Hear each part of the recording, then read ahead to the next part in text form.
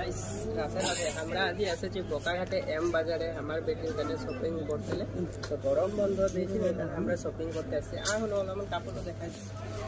হলো আমার মার্কেটে দেখাই এই ফটো কিটা ভালো লাগছে না এই কিটা হ্যাঁ বহুত গরম হবে এটা এ গরম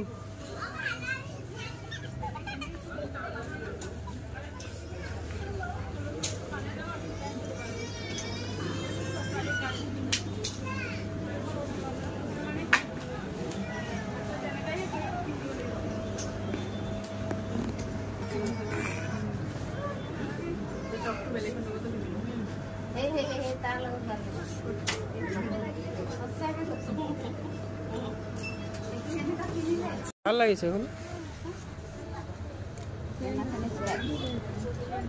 মই আৰু পাপা এতিয়ালৈকে লোৱা নাই আমি ল'মহে এতিয়া হয় না পাপা